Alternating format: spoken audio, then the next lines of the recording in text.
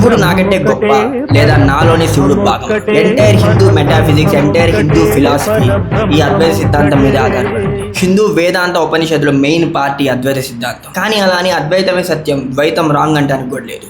ఎందుకో నేను ఎక్స్ప్లెయిన్ చేస్తాను వినండి. ఫర్ ఎగ్జాంపుల్, ఒక ఐస్ గడ్డ ఉంది, వాటర్ ఉంది.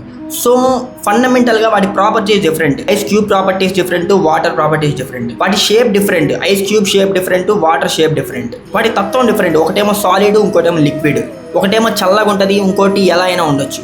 ఒకటేమో వాటర్లో తేలుద్ది, ఇంకోటి ఎగ్జాక్ట్ వాటరే.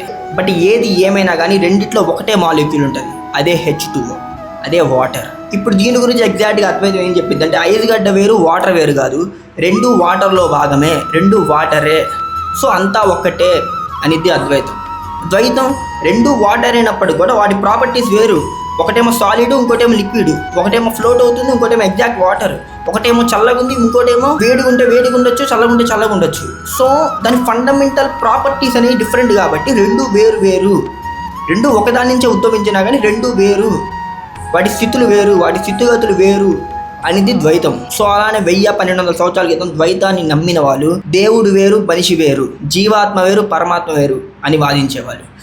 అద్వైతాన్ని నమ్మిన వాళ్ళు అంతా ఒక్కటే, జీవం వేరు, పరమాత్మ వేరు కాదు, అంతా పరమాత్మలో భాగమే, నువ్వు నేను వేరు కాదు, ఆ కుక్క, ఆ చెట్టు, ఆ చీమ, ఆ పరమాత్మ, ఈ మనిషి అంతా వేరు కాదు, అంతా ఒకటే అని వాదించేవాళ్ళు. సో బేసికలీ ఏ ఫిలాసఫీ అయినా కానీ అల్టిమేట్గా నాన్ డ్యూయలిస్టిక్ అప్రోచ్నే ఫాలో అవుతారు.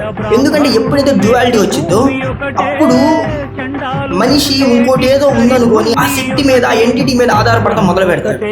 ఓకే, ఎప్పుడైతే ఏమీ లేదు అంతా ఒకటే అని తెలుసుకుంటాం, మనిషి తనంతట తను లిబరేట్ అవడానికి ఛాన్స్ ఉంటుంది. That is the beauty of eastern philosophy, that is the beauty of Indian philosophy, this is the beauty of Advaita సిద్ధాంతం, తత్వమసి.